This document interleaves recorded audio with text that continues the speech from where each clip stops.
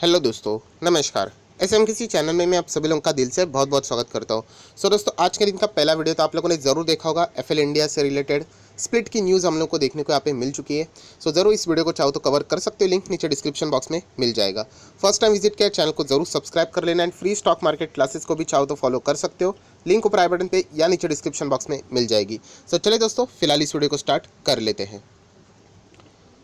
दोस्तों, अभी हम लोग आ चुके हैं हमारे नॉर्मल स्क्रीन के ऊपर एंड यहाँ पे हम लोग बात कर रहे हैं। देखिए, एक स्टॉक से रिलेटेड तो बात होने वाली है, बट उसी के साथ साथ जो लर्निंग आपको मिलने वाली है दोस्तों, ये लाइफ टाइम लर्निंग है। मतलब अगर आप बाज़ार में हो तो आपको ये लर्निंग बहुत ही ज़्यादा काम की यहाँ पे होने वाली है। क्योंकि आप सभी लोगों को पता है, देखिए आईपीओ तो बाज़ार में आते रहते हैं, आप सभी लोगों को पता है। इस वक्त कुछ ज़्यादा आए हैं, शायद से हो सकता है कुछ समय तक आए भी ना, बट जब भी आ जाएंगे तब आप लोगों को ये लर्निंग बहुत ही एक बहुत बड़ा लेसन यहाँ पे आप लोगों को दे सकती है। सिर्फ स्टॉक्स के सीमित नहीं है ये वीडियो। तो सिर्फ हमारे पास ये स्टॉक नहीं है तो हम लोग देख के क्या करें, तो ऐसा नहीं है। बहुत कुछ इंपॉर्टेंट चीज़ें आपको सीखने को मिलेगी। कुछ आप लोगों को पुराने स्टॉक्स के साथ भी ऐसा हो चुका है, वो भी मैं आपको दिखा दूंगा। तो इसीलिए हम लोग जो बोलते हैं ना कि कंपनी के फंडामेंटल अगर स्ट्रांग रहेंगे तो हमें डरना नहीं चाहिए। बट अगर फंडामेंटल स्ट्रांग नहीं है एंड फिर भी स्टॉक ऊपर भाग रहा है तो क्यों हमें अलर्ट रहना चाहिए, उसका बेस्ट एग्जांपल इस वीडियो में हम लोग को देखने को मिलने वाला है। सबसे पहले आ जाते हैं एक एक पार्ट में देखने वाले। सबसे पहले स्टॉक नॉर्मली जो बात है वो कवर कर लूँगा। उसके बाद ऐसा और किसी स्टॉक के साथ हुआ था वो भी एक बार देख लेंगे। एंड थर्ड, ऐसा किसके साथ और हो सकता है अभी एंड फ्यूचर में भी, राइट। तो ऐसे 3 हिस्सों में ये वीडियो डिवाइडेड है। दोस्तों, सबसे पहले यहाँ पे आ जाते हैं स्टॉक के ऊपर। तो जोमेटो, यस, जोमेटो की बात करें तो आज हम लोग को ये 8% सडनली ब्रेक होते हुए देखने को यहाँ पे मिल चुका है। एंड यहाँ पे पहले से ही डिसाइड कर दिया गया था कि यहाँ पे बाजार खुलते ही यहाँ पे माल बेचना है। ऐसी कोई बात नहीं थी कि ड्यूरिंग द मार्केट, जैसे ही यहाँ पे आप देख सकते हो ओपनिंग ही आप लोगों को जो प्रीवियस क्लोजिंग था उसके नीचे गैप डाउन हम लोग जो बोलते हैं, और एकदम ज़बरदस्त गिरावट। एंड उसके बाद भी आप लोग देख सकते हैं यहाँ पे हम लोग को प्रेशर ही देखने को यहाँ पे मिला है। 8% की गिरावट, 8% बहुत बड़ी गिरावट होती है, आप सभी लोगों को यहाँ पे पता है। यहाँ पे ये जो बड़ी गिरावट है इसके पीछे बड़ा कारण भी है एंड वही अभी हम लोग को स्टडी कर रहे हैं। उसके भी ज़्यादा इम्पॉर्टेंट कि ये जो कारण है ना वो आगे भविष्य में भी आप लोगों को काम यहाँ पे आने वाला है।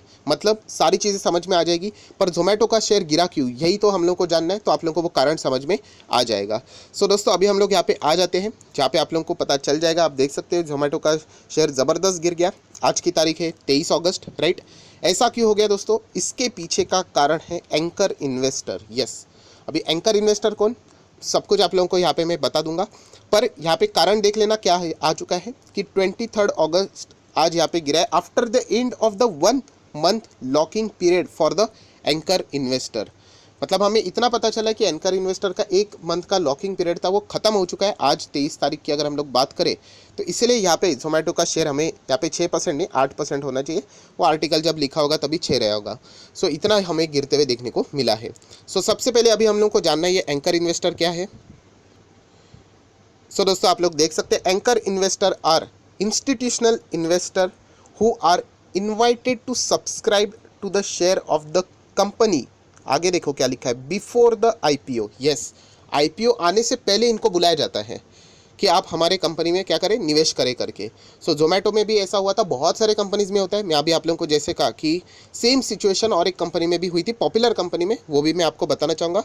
एंकर इन्वेस्टर आईपीओ से पहले ही इंस्टीट्यूशनल इन्वेस्टर, बड़े इन्वेस्टर, चलो बहुत ही इजीली बड़े इन्वेस्टर, वो क्या कर लेते, कंपनी में पैसा लगा देते। आपका आईपीओ आप लोगों के लिए, मेरे लिए ओपन होने से पहले ही वो पैसा लगा देते हैं एंकर इन्वेस्टर। एंकर इन्वेस्टर भी कभी कभी बहुत, हम कह सकते हैं ज़बरदस्त चाल खेल जाते हैं। उनको पता होता है कि रिटेल इन्वेस्टर देखा जाए तो सेंटिमेंट्स के ऊपर बहुत ज़्यादा पैसा लगाते हैं। वैल्यूएशन से कोई लेना देना होता नहीं है। अगर कंपनी के बारे में बहुत ज़्यादा चर्चा है, ऐसी बातें हैं, तो पैसा लगा देंगे बिना किसी चेकिंग के। यहाँ पे एंकर इन्वेस्टर ऐसे बहुत बार ऐसी चीज़ें यहाँ पे इससे पहले भी कर चुके हैं। एंकर इन्वेस्टर ने यहाँ पे क्या किया था, आईपीओ से पहले यहाँ पे पैसा लगा दिया था। देन अगर हम लोग बात करें, देख लेते हैं यहाँ पे क्या लिखा हुआ है, the availability of the large number of the anchor investor before the issue of A confidence. Okay, ठीक है, वही अगर ज़्यादा एंकर इन्वेस्टर आ जाते तो रिटेल इन्वेस्टर का कॉन्फिडेंस भी यहाँ पे बढ़ जाता है कि एंकर इन्वेस्टर आ गए, जो कि देखा जाए तो एकदम बिल्कुल सही बात है। प्रॉब्लम कहाँ पे होती है वो मैं आप लोगों को बताना चाहूँगा कि देखिए दोस्तों, आप लोग जब ये एंकर इन्वेस्टर की बातें सुनते हैं तो उनमें कुछ ना रेस्ट्रिक्शंस होते हैं। मतलब एंकर इन्वेस्टर यहाँ पे आईपीओ के पहले यहाँ पे क्या कर लेते हैं, निवेश कर लेते हैं, और उनके ऊपर एक रेस्ट्रिक्शन रहता है कि वो इमीडिएटली क्या करेंगे, इसको सेल नहीं कर सकते। इमीडिएटली मतलब आप लोग आईपीओ के वक्त पैसा लगाते हो, 3 दिन चालू रहता है, उसके बाद 10 दिन का गैप रहता है, फिर वो शेयर्स आएंगे, नहीं मिले तो रिफंड हो जाएंगे एंड लिस्ट होते हैं। सो लिस्ट जैसे ही होता है आप लोग बेच सकते हो उस शेयर्स को। यस, एंकर इन्वेस्टर ऐसा नहीं कर सकते, उनका लॉकिंग पीरियड होता है 1 महीने का। आप लोग देख सकते हैं, they can not sell the shares for 1 month. वो आईपीओ के 1 दिन पहले पैसा लगाते हैं और उसके बाद उनको 1 महीना यहाँ पे होल्ड करना पड़ता है, वो नहीं बेच सकते, चाहे फिर वो कितनी भी तबाही आ जाए। फिर लिखा हुआ है नहीं बेच सकते वो एंकर इन्वेस्टर। जैसे ही 1 महीना ख़त्म हो गया उनके ऊपर है, वो चाहे तो होल्ड कर ले या फिर वो पूरा मतलब बेच भी सकते हैं। और हम लोगों ने यहाँ पे देखा है जहाँ पे वैल्यूएशंस की बातें चलती है, मतलब ये शेयर का वैल्यूएशन 50-60 का है, मतलब जोमेटो की ही बात कर लेते हैं हम लोग कि 50-60 की बात यहाँ पे चल रही थी, ठीक है। एंड अगर वो यहाँ पे 120-130 तक यहाँ पे जा रहे हैं, मतलब बहुत ही ज़्यादा हायर लेवल पे हम लोग को चीज़ें देखने को मिल रही है। ओवरऑल मार्केट कैप भी 1 लाख करोड़ के ऊपर जाते हुए देखने को मिला है। सो हायर वैल्यूएशन है। सो ऐसे वक्त में हम लोग ज़रूर कह सकते हैं कि 1 महीना जैसे ही ख़त्म हो जाएगा, सो यहाँ पे उन्होंने क्या कर लिया, मौके के ऊपर चौका लगा दिया। और यहाँ पे एंकर इन्वेस्टर ने, हम कह सकते हैं यहाँ पे प्रॉफिट बुकिंग की है। इसी के चलते आज हम लोग के स्टॉक 8% यहाँ पे गिरते हुए देखने को यहाँ पे मिला है।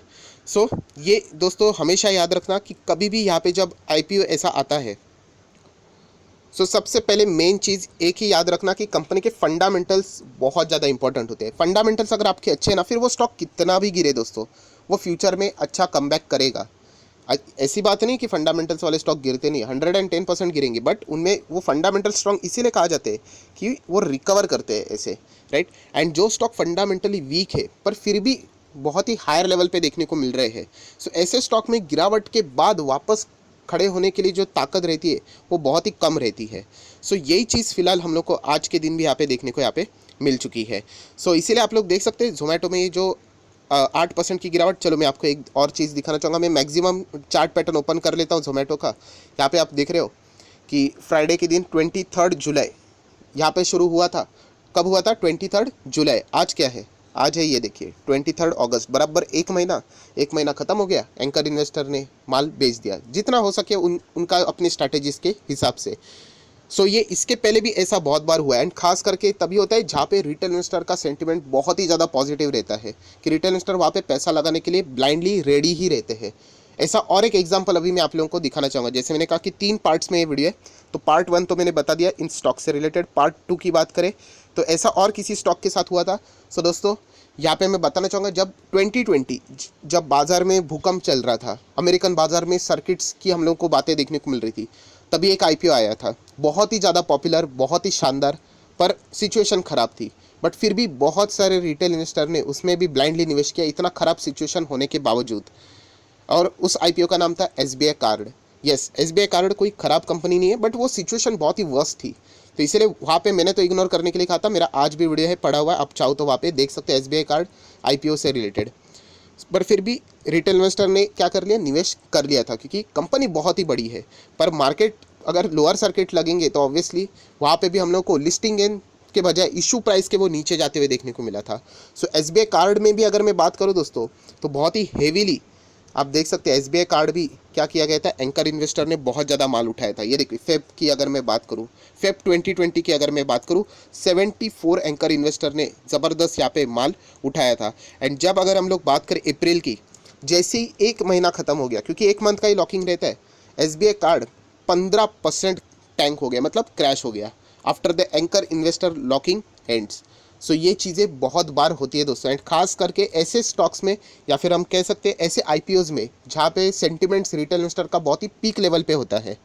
सो ये चीज़ें हमेशा चेक करनी होती है आप लोगों ने कि कौन से आईपीओ में रिटेल इन्वेस्टर एकदम मतलब क्रेजीली निवेश करने के लिए तैयार है, वैल्यूएशन बहुत महंगा होगा फिर भी। सो ऐसी चीज़ों में एंकर इन्वेस्टर की प्रॉफिट बुकिंग के चांसेस 1 महीने के बाद, प्रॉफिट बुकिंग मतलब जिनका जो लॉकिंग पीरियड रहता है, वहाँ पे प्रॉफिट बुकिंग के चांसेस बहुत ही ज़्यादा बढ़ जाते हैं। सो ये चीज़ हमेशा चेक करना कि कोई भी आईपीओ अगर बाज़ार में आता है, राइट, अभी कोई भी तारीख पकड़ लेते, आज की तारीख पकड़ लेते 23 अगस्त, चलो कोई तो आईपीओ बाज़ार में आए, राइट, अच्छा वाला पकड़ लेते हैं आज, मतलब अभी के जो भी आईपीओ आ रहे हैं सब आप देख ही रहे हो, मतलब डिस्काउंट ही पूरा नीचे ही जा रहे हैं।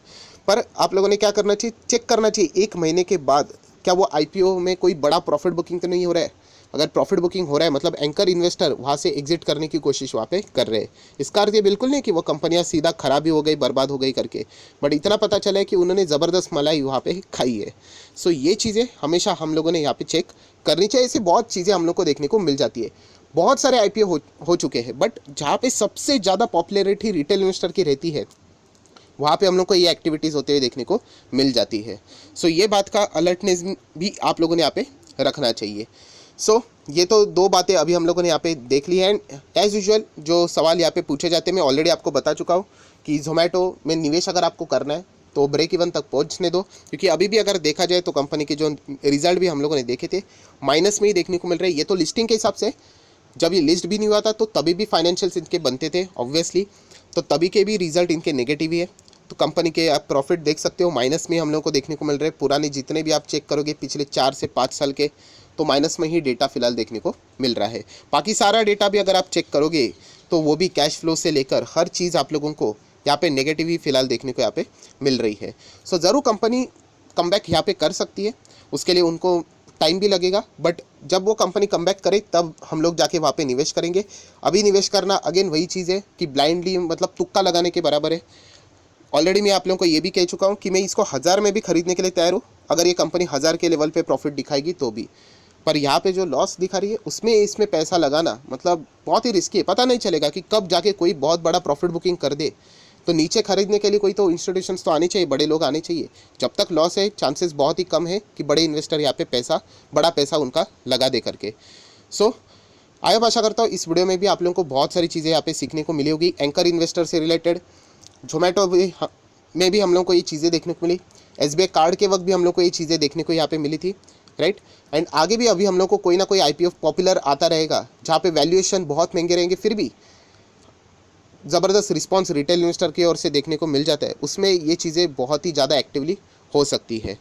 सो इसीलिए अगर वैल्यूएशन बहुत ज़्यादा महंगा रहेगा तो वहाँ पे सिर्फ लिस्टिंग गेन के लिए जाना चाहिए। अभी तक जितने भी आईपीओ थे हम लोगों ने लिस्टिंग गेन के लिए देखे हैं, राइट। अगर कोई अच्छा लगता है तो हम लोग आगे कैरी ऑन वैसे भी कर लेते हैं। सो आशा करता हूँ आप लोगों को इस वीडियो में भी बहुत सारी चीज़ें सीखने को यहाँ पे मिली होगी। तो ज़रूर अगर आप चाहो तो इस वीडियो को लाइक एंड शेयर यहाँ पे कर सकते हो। So that's it, thank you very much दोस्तों, we will be meeting our next video. तब तक के लिए बाय बाय।